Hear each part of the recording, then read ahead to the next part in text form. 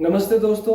सांस लेने में तकलीफ होना, दम भरना या हांफना, चेस्ट में टाइटनेस, कॉन्स्ट्रिक्शन या जकड़न महसूस होना, छाती में से सीटी की आवाज आना या घड़घड़ाहट बने रहना, खांसी बने रहना जो कि सूखी हो सकती है या फिर कफ आ सकता है पीला या सफेद, तो ये सारे कॉमन सिम्टम होते हैं एस्मा, अस्थमा या दमा के।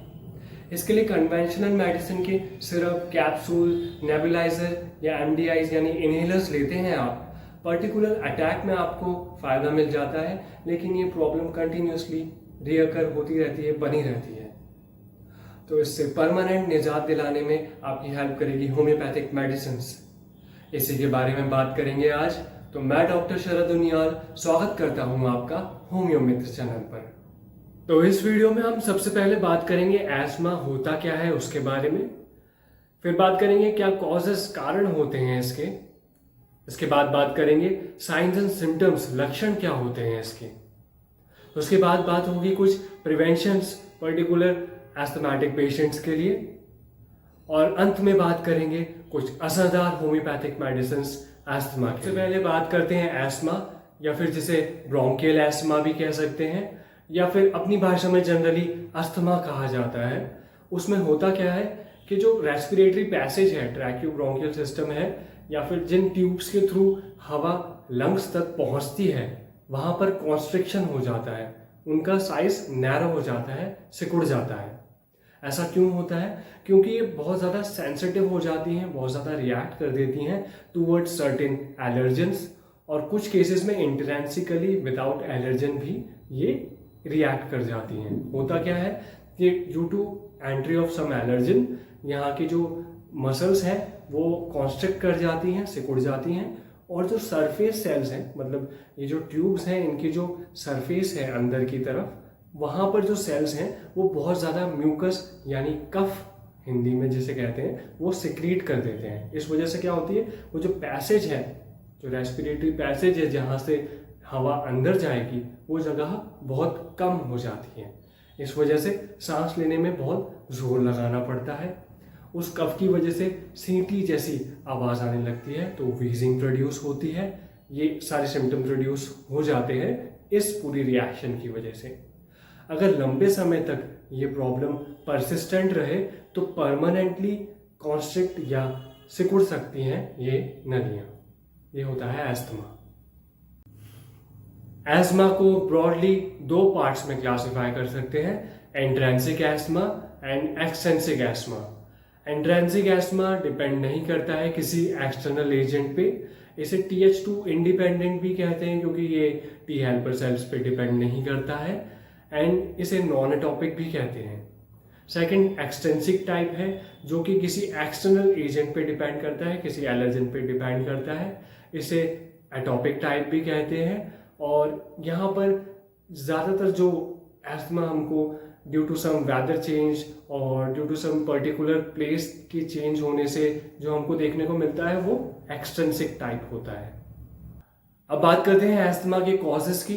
तो फर्स्ट है जेनेटिक। तो अगर किसी की लीनिएज में, फैमिली में अगर मदर फादर या ग्रैंड मदर, ग्रैंड फादर्स को अगर किसी को एस्थमा रहा है या फिर कोई स्किन डिजीज रही है, तो उस पर्टिकुलर इंडिविजुअल के चांसेस बढ़ जाते हैं एस्मा होने के in comparison to other individual. और एनवायरमेंटल फैक्टर्स, तो किसी पर्टिकुलर एनवायरमेंटल फैक्टर जैसे कि कोई एलर्जन, सीजन चेंज, या फिर किसी पर्टिकुलर प्लेस पे जाने की वजह से किन्हीं लोगों को एस्थमा ट्रिगर कर। साइंस एंड सिम्टम एस्थमा के, इनके बारे में हम पहले भी बात कर चुके हैं। चेस्ट में जकड़न, कॉन्स्ट्रिक्शन फील होना, सांस लेने में तकलीफ होना, खांसी आना जो कि यूजुअली सूखी रहती है, चेस्ट में से वीजिंग साउंड आना। अदर नेजल सिम्टम्स भी हो सकते हैं जिनको एक्सटेंसिक एस्मा है।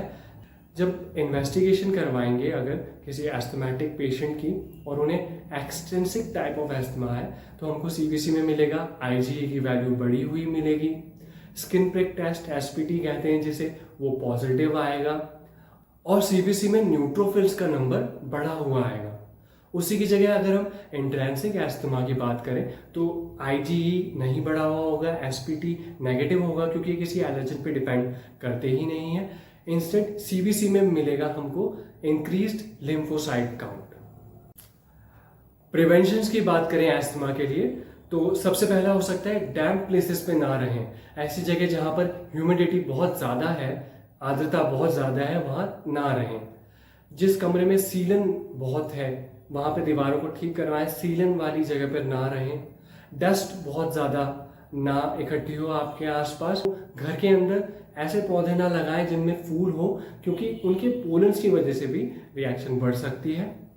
एंड लास्टली, जो इंडिविजुअल्स बहुत ज़्यादा प्रोटेक्टेड रहते हैं इनिशियली, जिनको जैसे बच्चे जो बहुत ज़्यादा प्रोटेक्टिव एनवायरनमेंट में रहे हैं, जिनको धूल मिट्टी वगैरह के कांटेक्ट में नहीं आने दिया गया है, उनके भी चांसेस बढ़ जाते हैं लेटर एजेस में एस्मा होने के लिए।